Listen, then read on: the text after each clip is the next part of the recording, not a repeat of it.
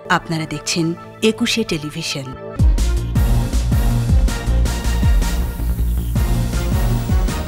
BNP খালেদাকে minus করতে চায়, বললেন ওবায়দুল কাদের। বিশৃঙ্খলা করলে কঠোর ব্যবস্থার হুঁশিয়ারি। উপমহাদেশে জঙ্গিবাদের পৃষ্ঠপোষকতা করে পাকিস্তান, নষ্ট করতে চায় ভারত বাংলাদেশ সম্পর্ক। বাইডেনের গণতন্ত্র সম্মেলনে আমন্ত্রণ পাওয়া না পাওয়ায় কিছু যায় আসে না, বললেন পররাষ্ট্রমন্ত্রী।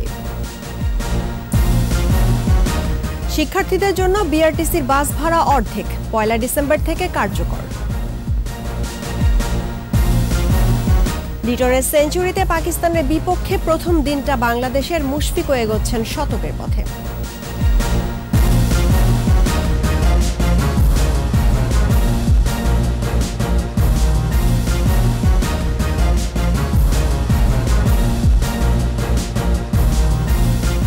শুনছিলেন ফার্স্ট সিকিউরিটি ইসলামী ব্যাংক লিমিটেড সংবাদ শিরোনাম। আমন্ত্রণ রাত 11টার 21 সংবাদে আপনাদের সঙ্গে আছি রাহনুমা রায়। দর্শক, 21 টেলিভিশনের সংবাদ একই সাথে সরাসরি দেখতে পাবেন আমাদের ফেসবুক পেজ www.facebook.com/2124 অনলাইনে। এছাড়া সংবাদে আরও থাকছে: মসলিনের বাণিজ্যিক উৎপাদনের পরিকল্পনা, যুক্ত হতে চায় বেসরকারি খাত, বাজার গবেষণার তাগিদ অর্থনীতিবিদদের।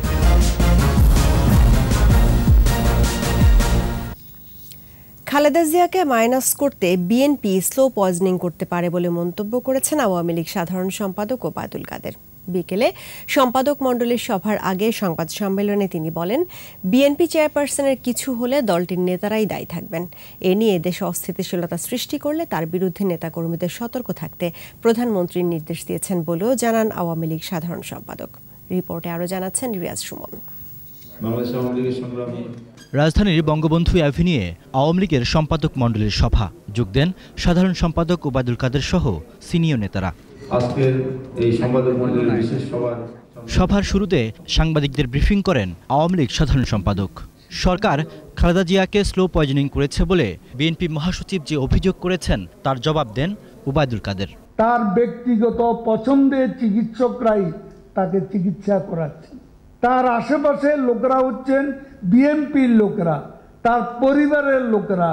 আপনারা স্লো পয়জনিং যদি করে থাকে, পাশের লোকেরাই করতে পারে। হুকুমের আসামি শেখ হাসিনা হবে না, সেটা হলে ফখরুল সাহেব আপনিই হবেন হুকুমের আসামি। বেগম জিয়াকে আপনারা স্লো পয়জনিং করছেন কিনা মাইনাস করার জন্য আমরা তো জানি না। খালেদা জিয়ার চিকিৎসার নামে দেশে কোনো বিশৃঙ্খলা সৃষ্টি করলে জনগণকে সাথে নিয়ে তার জবাব দেয়া হবে বলেও হুঁশিয়ারি দেন আওয়ামী লীগ সাধারণ সম্পাদক। দেশ বিরোধী সব ধরনের ষড়যন্ত্র এবং চক্রান্ত প্রতিহত করতে সারা দেশে আওয়ামী লীগের নেতাকর্মীদেরকে সতর্ক অবস্থান, সর্বাত্মক প্রস্তুতি গ্রহণের নির্দেশনা প্রদান করা হচ্ছে প্রধানমন্ত্রী শেখ হাসিনার পক্ষ থেকে। কোনো ষড়যন্ত্র এগিয়ে যাওয়া বাংলাদেশকে থামাতে পারবে না বলেও মন্তব্য করেন ওবায়দুল কাদের। যারা বাধাগ্রস্ত করবে, আমরা তার সমুচিত জবাব দেব। রিয়াজ সুমন, একুশে টেলিভিশন, ঢাকা। এদিকে চিকিৎসা নিয়ে রাজনীতি না করে খালেদা জিয়াকে রাষ্ট্রপতির কাছে কারাদণ্ড মওকুফের জন্য ক্ষমা চাওয়ার আহ্বান জানিয়েছেন আওয়ামী লীগের যুগ্ম সাধারণ সম্পাদক মাহবুবুল আলম হানিফ। রাজনীতি না করে বেগম খালেদার জীবন বাঁচানোর জন্য যে আইনের একটা পথই এখন খোলা আছে, মহামান্য রাষ্ট্রপতির কাছে উনি ক্ষমা চাইতে পারেন।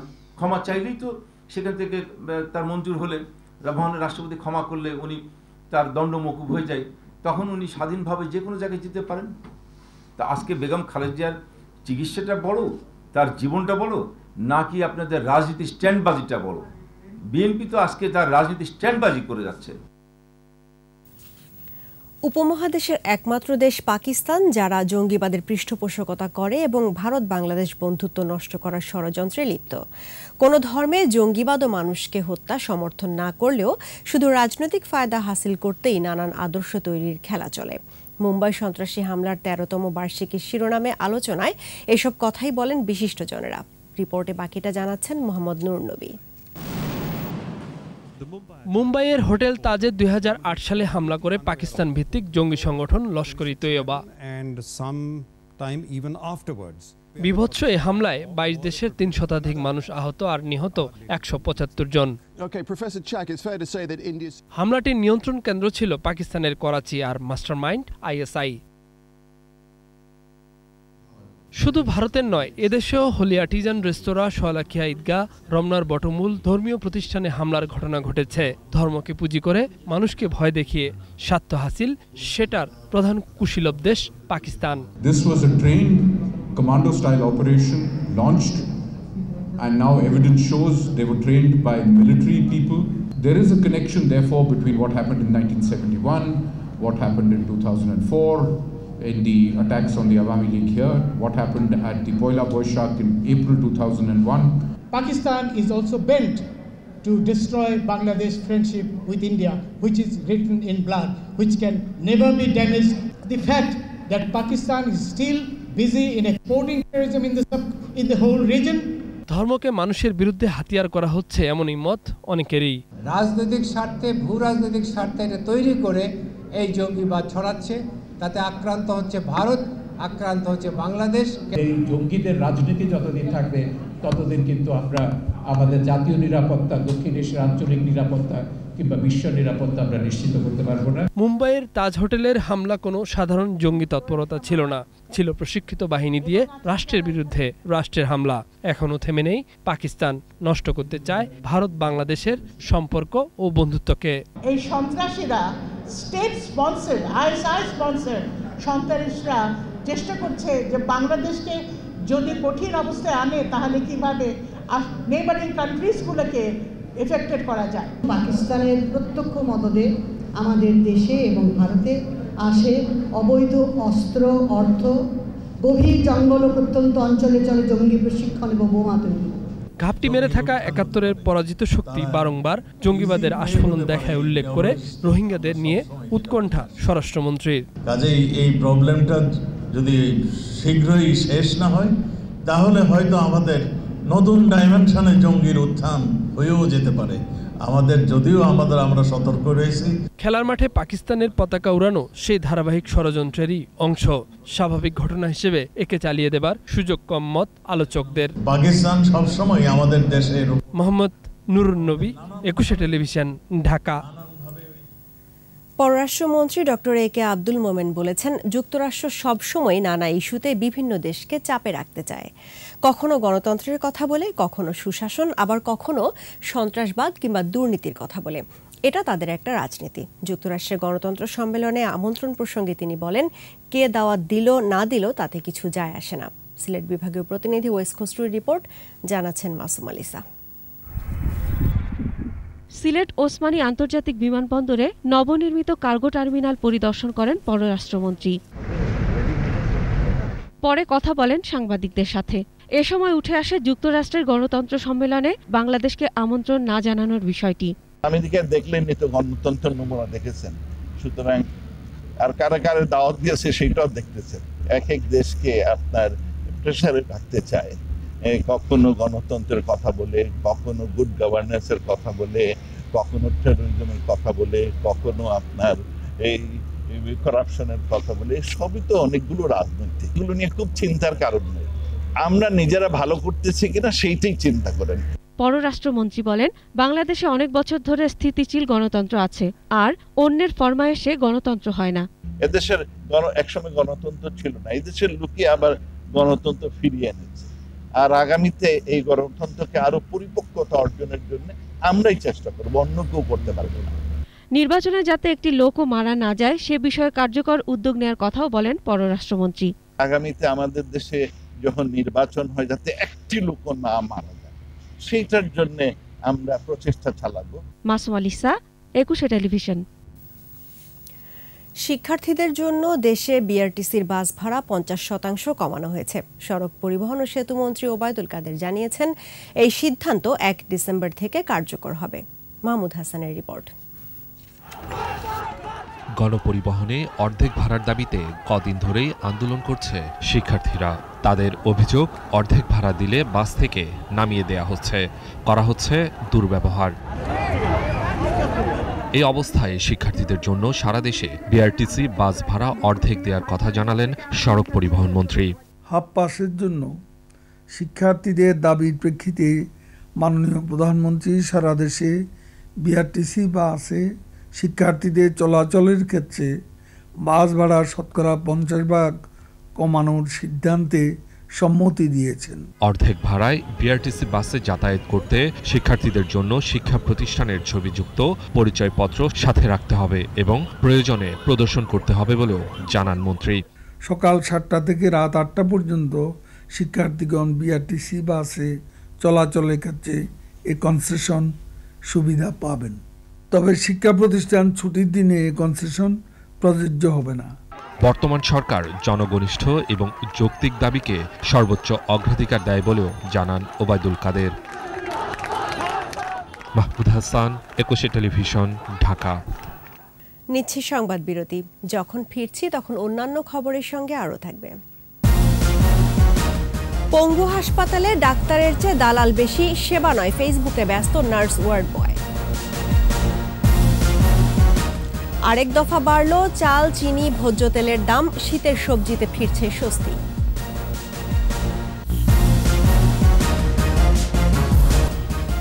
আবারও আমন্ত্রণ রাত 11টার 21 সংবাদে। সঠিকভাবে দেশের কোথাও ইউনিয়ন পরিষদ নির্বাচন হচ্ছে না বলে অভিযোগ করেছেন বিরোধী দলীয় উপনেতা জিএম কাদের। শুক্রবার এফডিসিতে ডিবেট ফর ডেমোক্রেসি আয়োজিত ছায়া সংসদে এসে এই মন্তব্য করেন তিনি। জাতীয় পার্টির চেয়ারম্যান বলেন, এখন ভোট হলে ভোটাররা কেন্দ্রে যেতে অনীহা প্রকাশ করেন, তাই আগামী জাতীয় নির্বাচনের আগে নির্বাচনী ব্যবস্থাকে ঠিক করতে হবে বলে মন্তব্য করেন তিনি। পরিবহন সেক্টরে নৈরাজ্য ঠেকাতে সরকারকে কঠোর হওয়ার তাগিদ দেন জিএম কাদের।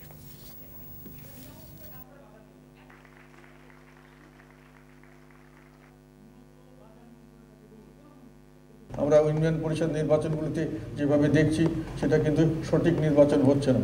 সেখানে নির্বাচনের নামে সহিংসতা হচ্ছে, খুনাখুনি হচ্ছে এবং জোর করে ভোট বাক্স দখল করা হচ্ছে। জবাবদিহিতামূলক যদি কোনো সিস্টেম আমরা ডেভেলপ করতে না পারি তাহলে যে কোনো উদ্যোগই জনকল্যাণমুখী হবে না। ব্যথায় কাতর পঙ্গু হাসপাতাল, ডাক্তারের চেয়ে দালাল বেশি, সেবা না দিয়ে ফেসবুকে ব্যস্ত থাকেন নার্স আর ওয়ার্ড বয়। মাঝ থেকে সীমাহীন দুর্ভোগে রোগীরা। রাসেল খানের রিপোর্ট। জাতীয় অর্থোপেডিক হাসপাতাল ও পুনর্বাসন কেন্দ্র। দেশের মানুষ প্রতিষ্ঠানটিকে চেনেন পঙ্গু হাসপাতাল হিসেবে। শয্যা আছে 1000, ইনডোর আউটডোর মিলে প্রতিদিন সেবা নেন 1500-এর বেশি রোগী। মারাত্মক দুর্ঘটনার শিকার এমন রোগীদের অধিকাংশই আসেন রাজধানীর পঙ্গু হাসপাতালে। সেবার অবস্থা জানতে জরুরি বিভাগের সামনে 21-এর অনুসন্ধানী দল।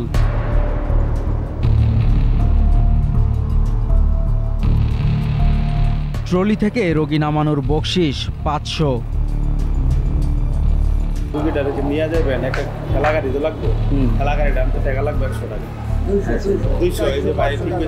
ভোলার হাকিমউদ্দিন ঘাটের মোশাররফ হোসেন আহত ছেলেকে নিয়ে পঙ্গু হাসপাতালে এসেছেন। বলছিলেন কিভাবেই তাকে অর্থ সেবা করতে হয় ওয়ার্ড বয় আর নার্সদের। আমার বলে 40,000 টাকা জমা দিতে, যদি আমি টাকা জমা দিতে পারি তাহলে অপারেশন করবো, আর টাকা জমা না দিতে পারলে ওর নাম কেটে দিব। অভিযোগের সূত্র ধরে এগোতে থাকে অনুসন্ধান।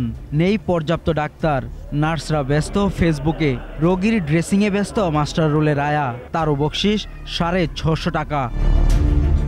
পদে পদে টাকা আর কি টেস্ট করতেন যান সরকারি হসপিটাল, ড্রেসিং তো ডেন্টাল স্যাভলন, এরপর হচ্ছে তুলা, ওইগুলো যা থাকে এটাতে মনে করেন যে সর্বনিচে যেটা 500, এরপরে আপনি উপরে করাবেন, প্লাস্টার করাবেন, প্লাস্টারের দাম বাইরে 200 টাকা, এনে রাখবেন 1500 টাকা। ওটিতে অপারেশন মালামাল যা আপনাকে একটা লিস্ট দিয়ে দেবে কেনার জন্য, তার 30% কাজে লাগে, বাকি 70% হাওয়া। এরপরে যখন অপারেশন হয়ে যাবে এরপরে বলবে যে ভাই চা খাইতে 1000 টাকা দেন।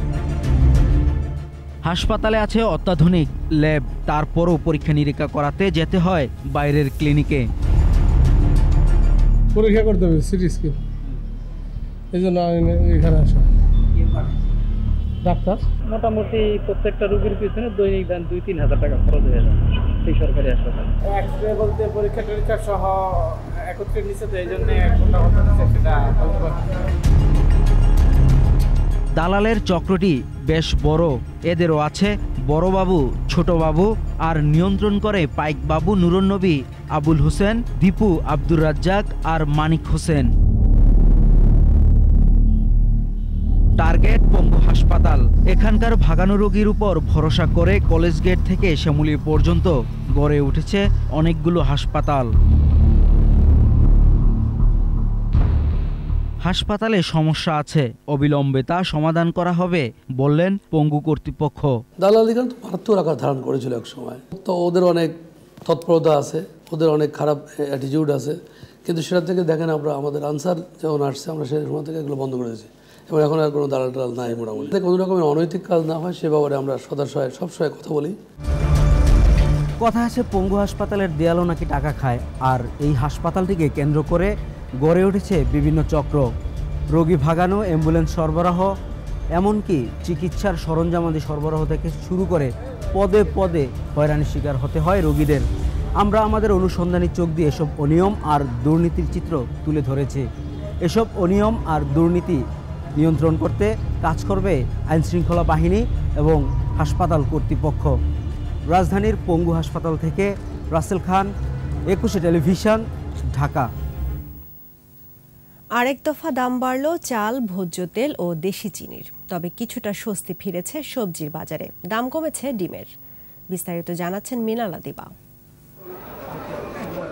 স্বস্তি ফেরেনি চালে। প্রায় সব ধরনের চালের দাম কেজিতে বেড়েছে 3 থেকে 4 টাকা। নাজিরশাইল প্রকারভেদে 60 থেকে 70 টাকা, 28, 50, পাইজাম 46 থেকে 47 টাকা কেজি দরে বিক্রি হচ্ছে। আমরা সবাই আশাবাদী ছিলাম যে সিজন আসছে, আমাদের নাজিরশাল, কাটারি ভোগ, পাইজাম এই চালগুলো এখন উঠবে, তো এখনই এসে এই চালগুলোর সবগুলোর দাম বেশি। চালের দাম বেড়ে গেছে, সরকারের উচিত এটা একটু দেখা। আমরা গরিব মানুষ, চালের দাম কমলে তো আমরা খেতে পারি। এক সপ্তাহের ব্যবধানে দাম বেড়েছে ভোজ্য তেল, দেশি চিনির। কোম্পানি ভেদে বোতলজাত সয়াবিন লিটার প্রতি দাম বেড়েছে 5 টাকা। দেশি চিনির দাম কেজিতে বেড়েছে 10 টাকা। তেল ছিল 710, এখন 730। প্রত্যেক লিটার তেলে 5 টাকা 3 টাকা করে বাড়ছে। সবকিছুর দাম বাড়তি, পুরা মাসটা চলা খুবই কষ্টকর। আমরা নিরীহ লোক, শ্রম দিয়া কাজ করি, হ্যাঁ আমাদের অনেক কষ্ট হয়। তবে শীতের সবজিতে কিছুটা স্বস্তি। এক সপ্তাহের ব্যবধানে প্রায় সব সবজি কেজিতে 5 থেকে 10 টাকা কমেছে। কমেছে পেঁয়াজের ঝাঁজও। শালগম 40, সিম 30, মূলা 25, করলা 50, 60। 800 গ্রাম ইলিশ 700 টাকা, 700 গ্রাম 600 টাকা আর 1 কেজি ইলিশ বিক্রি হচ্ছে 1100 টাকায়। তবে দাম কমেছে অন্যান্য মাছের। আপনার 1 কেজির উপরে 1100 টাকা কেজি, 800 গ্রাম 700 টাকা পিস, 600 গ্রাম 500 টাকা পিস। সপ্তাহে রূপচাঁদা 400 টাকা কেজি, এই সপ্তাহে 700 টাকা কেজি। দাম কমেছে ডিমের। ফার্মের ডিম ডজন প্রতি 14 টাকা কমে বিক্রি হচ্ছে 96 টাকায়। এই সপ্তাহে আমরা 96 টাকার সাদা লাল ডিম বিক্রি করতেছি, আর সাদা ডিম 84 টাকা ডজন বিক্রি করতেছি। আগের দামেই বিক্রি হচ্ছে সব ধরনের মাংস। মিনালা দিবা, 21 টেলিভিশন, ঢাকা। বুড়িগঙ্গা বাঁচাতে রাজধানীতে হয়ে গেল নৌকা বাইচ চিত্রাঙ্কন প্রতিযোগিতা সহ নানা আয়োজন। নদী দূষণ কমাতে এসব কর্মসূচি কাজে দেবে বলে আশা আয়োজকদের। উৎসাহ নিয়ে এই আয়োজনে যুক্ত হয় ঢাকাবাসী। আরও জানাচ্ছেন প্রণব চক্রবর্তী। প্রতিনিয়তই দূষণের কবলে পড়ে ঢাকার ঐতিহ্য বুড়িগঙ্গার প্রাণ এখন ওষ্ঠাগত। সেই সাথে দখলদারদের থাবায় কোথাও কোথাও অস্তিত্ব সংকটে পড়েছে নদীটি। যদিও ঢাকার চারপাশের নদীগুলোকে বাঁচাতে আছে নানা উদ্যোগ। ওয়াটার কিপার্স বাংলাদেশ কনসোর্টিয়াম ও বুড়িগঙ্গা নদী মোর্চা সহ 24টি সংগঠনের আয়োজনে বসিলার নদী পাড়ে বুড়িগঙ্গা নদী উৎসব। নদীর ছবি এঁকেছে শিশুরা, ফুটিয়ে তুলতে চেষ্টা করেছে নদীর চারপাশের মনোরম পরিবেশ। আমাদের নতুন প্রজন্ম যাতে এই দেশের সম্পর্কে সচেতন হয়, প্রকৃতি নিয়ে সচেতন হোক, এটা তো আমরা চাই। ঢাকার যে আজকে দূষণ বা এর প্রধান কারণই হচ্ছে কিন্তু নদীগুলো মরে যাওয়া, নদীগুলোর যত্ন না নেওয়া। নদীতে অনেক দূষণ হচ্ছে, ময়লা ফেলা হচ্ছে, এই নতুন প্রজন্মের কাছে আমরা এটা তুলে ধরতে চাই। আয়োজনে ছিল গ্রাম বাংলার ঐতিহ্য নৌকা বাইচ প্রতিযোগিতা। ছোট ডিঙ্গি নৌকা নিয়ে অংশ নেয় মাঝিরা। ছোট থেকে বড় সব বয়সী মানুষ উৎসাহ নিয়ে উপভোগ করেছে নৌকা বাইচ। যদি নদী ভালো থাকে, পরিবেশ ভালো থাকে, তা আমাদের চালাইতে ভালো লাগে। কেন ভালো লাগে? কোনো গন্ধ নাই, মশা কামড় নাই। এই আয়োজন নদী নিয়ে মানুষের মাঝে সচেতনতা বাড়াবে বলেই আশা আয়োজকদের। ঢাকার চারপাশের নদী যদি না বাঁচানো যায় তাহলে ঢাকা বাঁচানো যাবে না। এটা দখল এবং দূষণে শেষ হয়ে গেছে। আমরা দূষণের বিরুদ্ধে 2 বছর একটা প্রোগ্রাম হাতে নিয়েছি। নদীর 2 তীরের বসবাসকারীদের যেরকম গুরুত্বপূর্ণ ভূমিকা আছে, একইভাবে নদী সংরক্ষণের জন্য যে দায়িত্বপ্রাপ্ত প্রতিষ্ঠানগুলো আছে তাদেরও একটি দায়িত্ব রয়েছে এখানে। মূকাভিনয়ে বোঝানো হয় নদীকে কেন্দ্র করে মানুষের জীবনযাত্রা।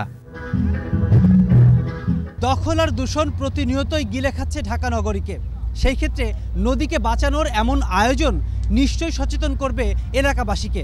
সেই ক্ষেত্রে রক্ষা পাবে নদী, পরিবেশ হবে দূষণমুক্ত। প্রণব চক্রবর্তী, 21 টেলিভিশন, ঢাকা। নিয়মনীতির বালাই নেই মোংলা বন্দরে। আমদানি পণ্য পরিবহন করছে বাল্কহেড ও ফিটনেসবিহীন লাইটার জাহাজ। ফলে বন্দর চ্যানেলে বারবার ঘটছে দুর্ঘটনা। এতে একদিকে হুমকিতে পড়ছে চ্যানেল, অন্যদিকে ক্ষতির মুখে উপকূলীয় পরিবেশ। মোংলা প্রতিনিধি আবুল হাসানের রিপোর্ট, জানাচ্ছেন মাসুম আলিসা। চলতি বছরে বন্দর চ্যানেলে ডুবেছে সার, কয়লা ও পাথর বোঝাই 5টি লাইটার ও বাল্কহেড। এর মধ্যে 27 ফেব্রুয়ারি এমভি বিবি 1148, 30 March Isfia Mahin, 10 October MV beauty of Lohagara ও এমভি দেশবন্ধু এবং সবশেষ 15 নভেম্বর ডুবে যায় বাল্কহেড ফারদিন 1। তদন্তে প্রমাণিত হয় এগুলো সবই ফিটনেসবিহীন ও পণ্য আমদানি পরিবহনের অনুপযোগী। কর্তৃপক্ষ বলছে বারবার লাইটার ডুবির ঘটনায় হুমকির মুখে মোংলা বন্দর চ্যানেল। তাই ডিজি শিপিং ও বিআইডব্লিউটিএ সংশ্লিষ্ট দফতরগুলোকে বিষয়টি নজর দেওয়ার আহ্বান তাদের। অনেক সময় ফিটনেস থাকে না, তাদের অনেক সময় অতিরিক্ত লোড নেয়। আমাদেরকে এই ব্যাপারে আরো কঠোর এবং সজাগ হতে হবে এবং যদি বন্ধ না করতে পারি চ্যানেলের জন্য এটা একটা বড় ধরনের হুমকি হবে এবং মোংলা বন্দরের জন্য চ্যানেলকে ফাংশনাল রাখা একটা চ্যালেঞ্জ হয়ে দাঁড়াবে। এ বিষয়ে নৌপরিবহন অধিদপ্তরের কর্মকর্তা বলছেন, লাইটার জাহাজের পারমিট ও চালকদের সার্টিফিকেট দেয়া তাদের দায়িত্ব, আর ওইসব লাইটার চলাচলে রুট নির্ধারণের কাজ বিআইডব্লিউটি এর। মামলা দিচ্ছি, পরিদর্শন রিপোর্ট দিচ্ছি, এরকম প্রতি মাসে আমাদের সকলকে দিতে হয়। একটা জাহাজ আসবে, এই জাহাজটা কোন রুটে যাবে, কোন সময় যাবে, কোন এলাকায় যাবে, এটা কিন্তু বিআইডব্লিউটিএ করে। এদিকে পরিবেশবাদী সংগঠনের নেতারা বলছেন, সংশ্লিষ্ট দপ্তরের দায়িত্বে অবহেলা আর দুর্নীতিবাজ কর্মকর্তাদের সুবিধা নিয়ে চলাচল করছে এই সব ফিটনেসবিহীন লাইটার। এই যে বারবার দুর্ঘটনা ঘটছে, কিন্তু এটি দুর্ঘটনা রোধে কোনো ধরনের পদক্ষেপ সংশ্লিষ্ট কর্তৃপক্ষ গ্রহণ করছে না, বিশেষ করে ডিজি শিপিং এবং আইন শৃঙ্খলা বাহিনী। মোংলা বন্দর চ্যানেল ঝুঁকিমুক্ত আর সুন্দরবন এলাকার পরিবেশ দূষণ বন্ধে, ফিটনেসবিহীন লাইটার চলাচল বন্ধে সকল দফতর যথাযথভাবে কাজ করবে, এমনটাই প্রত্যাশা সবার। মাসুম আলিসা, 21 টেলিভিশন। এবার আমাদের বিশেষ আয়োজন সফল বাংলা।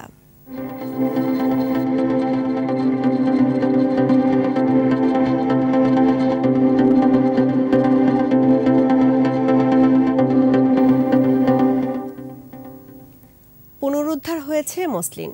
পণ্যটির বাণিজ্যিক উৎপাদনের পরিকল্পনা করছে সরকার। সহায়তা পেলে যুক্ত হতে চায় বেসরকারি খাত।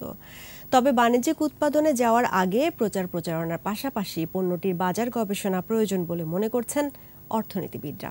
আরও জানাচ্ছেন মেহেদি হাসান। ঔপনিবেশিক শাসনের জাতাকলে হারিয়ে যাওয়া ঐতিহ্যবাহী ঢাকাই মসলিন ফিরে এসেছে। পণ্যটির একমাত্র কাঁচামাল ফুটি কার্পাস তোলার খোঁজ মিলেছে, হচ্ছে এর সফল চাষাবাদও। 2014 সালে সরকারের নেয়া মসলিন পুনরুদ্ধার প্রকল্প বাস্তবায়ন প্রক্রিয়ায় ধরা দিয়েছে এই সাফল্য। এখন পণ্যটির বাণিজ্যিক উৎপাদনে বেসরকারি খাতকে যুক্ত করতে চায় সরকার। প্রয়োজনীয় নীতি সহায়তা পেলে আগ্রহী উদ্যোক্তারাও। এটার উৎপাদন সক্ষমতা, এটার জন্য যে ধরনের আমাদের প্রতিষ্ঠান গড়ে তোলা প্রয়োজন, যে ধরনের পলিসি সাপোর্ট প্রয়োজন, এই সমস্ত জিনিসগুলো যদি আমরা প্রপারলি এক্সিকিউট করতে পারি এবং সরকার যদি প্রয়োজনীয় সহায়তা এবং প্রণোদনা দেন, আমি শিওর যে ব্যক্তি খাতের উদ্যোক্তারা অবশ্যই এগিয়ে আসবেন। এদিকে অর্থনীতিবিদরা বলছেন, মধ্যযুগে গোটা বিশ্বের অভিজাত শ্রেণীর প্রথম পছন্দ ছিল ঢাকাই মসলিন, কিন্তু কালের বিবর্তনে মসলিনকে আগের মতো নাও গ্রহণ করতে পারে তারা। তাই বাণিজ্যিক উৎপাদনে যাওয়ার আগে বাজার গবেষণার পাশাপাশি ব্যাপক প্রচারণা জরুরি। একটি ঐতিহ্যগত পণ্য ভাবেই এটিকে কমার্শিয়ালি এটিকে সেল করা যাবে, এটি ভাবার কোনো কারণ নেই। বরঞ্চ কমার্শিয়ালি সেল করবার জন্য এর বাজার এবং এর পিছনে যে অর্থের সংস্থান এবং অর্থ ব্যয়ের মাধ্যমে এর যে রিটার্ন আসা, সেই বিষয়গুলো উপযুক্তভাবে যদি নিশ্চিত না করা যায়, তাহলে বেসরকারি খাত সেখানে খুব বেশি উৎসাহ বা আগ্রহ না দেখাতে পারে। সভ্যতার বিবর্তনের কারণে মসলিন যদি বাণিজ্যিকভাবে লাভজনক নাও হয়, তবুও পুনরুদ্ধার উদ্ধার হওয়া পণ্যটি টিকিয়ে রাখার পরামর্শ তাদের। বিশ্বের অন্যান্য দেশে যেটি হয়ে থাকে এই ধরনের ঐতিহ্যগত পণ্যগুলো কমার্শিয়ালি কতটুকু সেটি বড়ভাবে বিশ্বের বাজারে সুযোগ পাবে সেটির জন্য অপেক্ষা না করে বেসরকারি খাতকে তারা উদ্বুদ্ধ করে থাকেন বিভিন্ন ধরনের সাহায্য সহযোগিতা দিয়ে। সস্তা পোশাকের বড় সরবরাহকারী হিসেবে বাংলাদেশের খ্যাতি বিশ্বজুড়ে। তবে মসলিন হবে আন্তর্জাতিক অঙ্গনের সবচেয়ে দামি সুতি পোশাক। তাই বিশ্বখ্যাত ব্র্যান্ডগুলোর সাথে ঢাকাই মসলিনের বাজারজাতকরণের ব্যাপারে যোগাযোগের পরামর্শ এই অর্থনীতিবিদের। যে সমস্ত হাই ভ্যালু ব্র্যান্ড বাংলাদেশ থেকে পণ্য নেন। মেহেদী হাসান, 21 টেলিভিশন, ঢাকা। কিভাবে এই নিচ্ছি সংবাদ বিরতি। যখন ফিরছি তখন অন্যান্য খবরের সঙ্গে আরও থাকবে। কক্সবাজারে বন্দুকযুদ্ধে 2 রোহিঙ্গা নিহত, 20,000 ইয়াবা, বিদেশি পিস্তল ও গুলি উদ্ধার। দক্ষিণ আফ্রিকায় করোনার নতুন ভ্যারিয়েন্ট, ডেল্টার চেয়েও বেশি শক্তিশালী ও সংক্রামক, বিজ্ঞানীদের উদ্বেগ। আমন্ত্রণ আবারও রাত 11টার 21 সংবাদে। বস্তুগত উন্নয়নের মধ্য দিয়ে মানবিক মূল্যবোধের কল্যাণকামী রাষ্ট্র নির্মাণে তরুণরা এগিয়ে আসবে বলে আশাবাদ ব্যক্ত করেছেন তথ্য ও সম্প্রচার মন্ত্রী ডক্টর হাসান মাহমুদ। বলেছেন, যে উন্নয়ন মানুষকে আত্মকেন্দ্রিক করে সেটি উন্নয়ন নয়। রাতে কক্সবাজারে junior chamber international Chittagong cosmopolitan আয়োজিত দেশ সেরা 10 তরুণকে দেওয়া সম্মাননা অনুষ্ঠানে এসব কথা বলেন তথ্য ও সম্প্রচার মন্ত্রী। Inani royal tulip sea pearl beach রিসর্টে আয়োজিত অনুষ্ঠানে তথ্য ও সম্প্রচার মন্ত্রণালয় সম্পর্কিত সংসদীয় স্থায়ী কমিটির সদস্য সাইমুম সরোয়ার কমল ও সংগঠনের সভাপতি নিয়াজ মোর্শেদ এলিট সহ অন্যরা বক্তব্য রাখেন। পরে সাংস্কৃতিক অনুষ্ঠান পরিবেশিত হয়।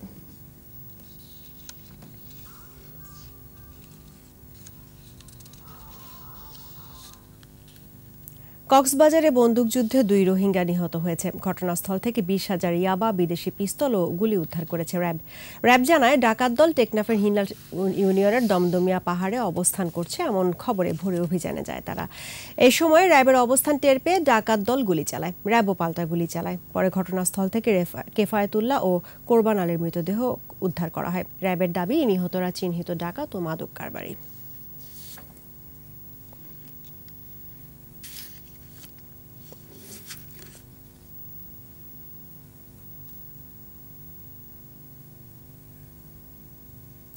মেহমানখানা শুরুতে এখানে 10 থেকে 15 জন খেতে আসলেও এখন প্রতি সপ্তাহে দূর দূরান্ত থেকে আসেন 200-রও বেশি মানুষ।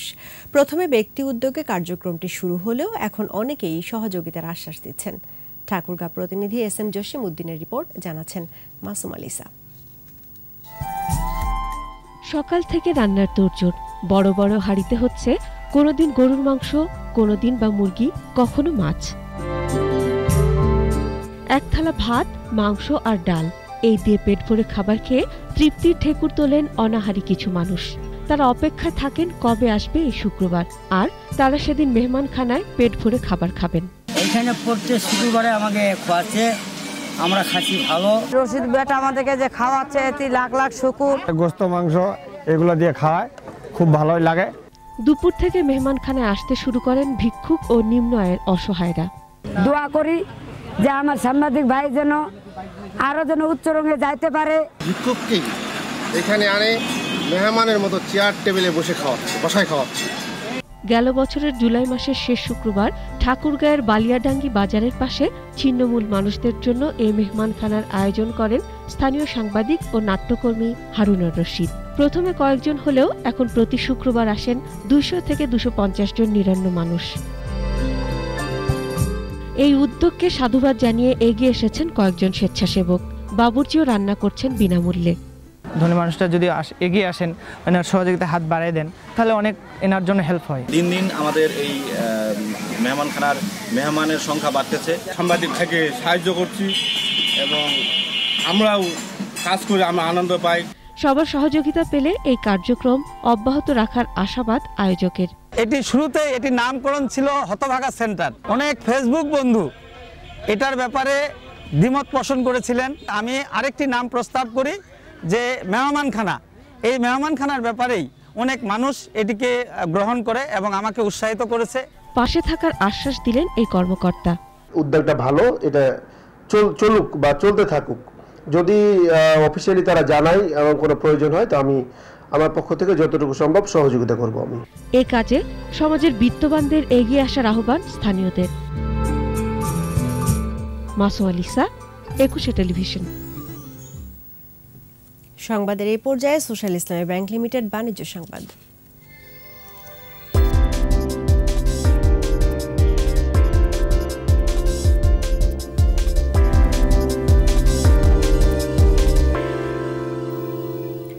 জাপানের বিখ্যাত সনি ব্র্যান্ডের বাংলাদেশের অফিসিয়াল ডিস্ট্রিবিউটর হলো স্মার্ট টেকনোলজিস বিডি। বিকেলে রাজধানীতে আয়োজিত অনুষ্ঠানে এই ঘোষণা দেন সনির সাউথ ইস্ট এশিয়ার প্রেসিডেন্ট আত্মসুন্দি এতো। অনুষ্ঠানের প্রধান অতিথি শিল্পমন্ত্রী নুরুল মজিদ মাহমুদ বলেন, বাংলাদেশ প্রযুক্তিগতভাবে অনেক উন্নতি করেছে। স্মার্ট টেকনোলজির সাথে সনি যৌথভাবে কাজ করার ফলে মানুষ আরও উন্নত প্রযুক্তি সম্পন্ন পণ্য পাবে। অনুষ্ঠানে বিশেষ অতিথি ছিলেন ডাক ও টেলিযোগাযোগ মন্ত্রী মোস্তফা জব্বার।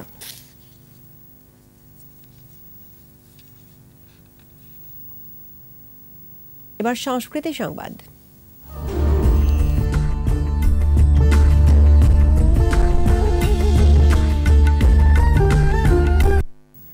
বাংলাদেশ শিল্পকলা একাডেমিতে শুরু হয়েছে 3 দিনব্যাপী রাধা রমন লোকসঙ্গীত উৎসব। প্রতিদিন বিকেল 5টা থেকে একাডেমির উন্মুক্ত চত্বরের মঞ্চে চলবে শিল্পীদের সঙ্গীত পরিবেশনা। উদ্বোধনী অনুষ্ঠানে যোগ দিয়ে পরিকল্পনা মন্ত্রী এম এ মান্নান জানিয়েছেন, রাধা রমন লোকসঙ্গীত চর্চা কেন্দ্র তৈরির কথা। বিস্তারিত জানাচ্ছেন আহমদ বাবু। রাধারমন সংস্কৃতি চর্চা কেন্দ্রের শিল্পীদের উদ্বোধনী পরিবেশনা।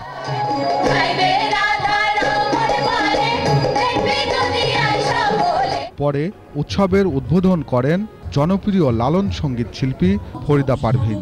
রাধারমনের সাংস্কৃতিক যে উৎসব সেটি আমি উদ্বোধন করলাম। দলীয় নৃত্য পরিবেশন করেন স্পন্দন নৃত্য দলের শিল্পীরা।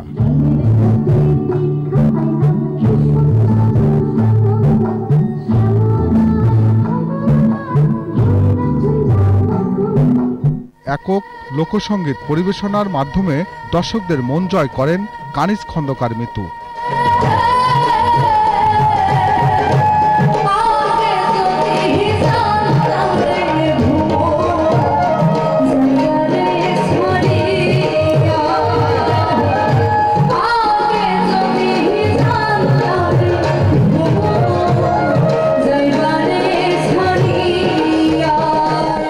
এছাড়া আবু বক্কর সিদ্দিকী পরিবেশন করেন লোকসঙ্গীত।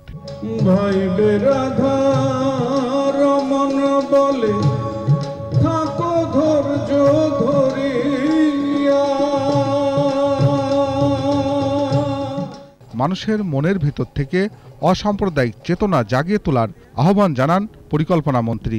রাধারমন সংস্কৃতি চর্চা কেন্দ্র একটা খসড়া তৈরি করে যথাযোগ্য এবং আগাম দিনের দিকে লক্ষ্য রেখে করে যদি নিয়ে আসেন, আমি সরকার প্রধান থেকে আমি সমর্থন পাবো, অনুমতি পাবো।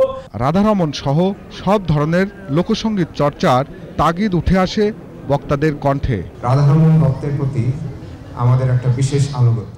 আহমদ বাবু, একুশে টেলিভিশন, ঢাকা। নানা আয়োজনে 35 বছরে পদার্পণ উদযাপন করল বাংলাদেশ থিয়েটার। বিকেলে বাংলাদেশ শিল্পকলা একাডেমির জাতীয় নাট্যশালার উন্মুক্ত মঞ্চে গান পরিবেশন করেন থিয়েটারের শিল্পীরা। সুরের মূর্ছনায় দর্শকদের মন জয় করেন তারা। গান পরিবেশন করেন শিশু শিল্পীরাও। পরে বাংলাদেশ থিয়েটারের ষষ্ঠ প্রযোজনা সি মোরগের 293তম প্রদর্শনী করেন নাট্যদলের সদস্যরা।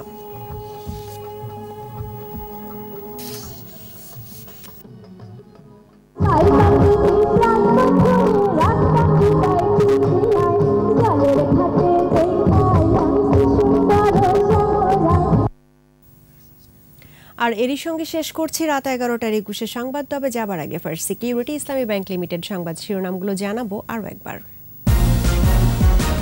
বিএনপি খালেদাকে মাইনাস করতে চায়, বললেন ওবায়দুল কাদের। বিশৃঙ্খলা করলে কঠোর ব্যবস্থার হুঁশিয়ারি। উপমহাদেশে জঙ্গিবাদের পৃষ্ঠপোষকতা করে পাকিস্তান, নষ্ট করতে চায় ভারত বাংলাদেশ সম্পর্ক। বাইডেনের গণতন্ত্র সম্মেলনে আমন্ত্রণ পাওয়া না পাওয়ায় কিছু যায় আসে না, বললেন পররাষ্ট্রমন্ত্রী। শিক্ষার্থীদের জন্য বিআরটিসির বাস ভাড়া অর্ধেক, 1 ডিসেম্বর থেকে কার্যকর। এবং লিটনের সেঞ্চুরিতে পাকিস্তানের বিপক্ষে প্রথম দিনটা বাংলাদেশের। মুশফিকও এগোচ্ছেন শতকের পথে।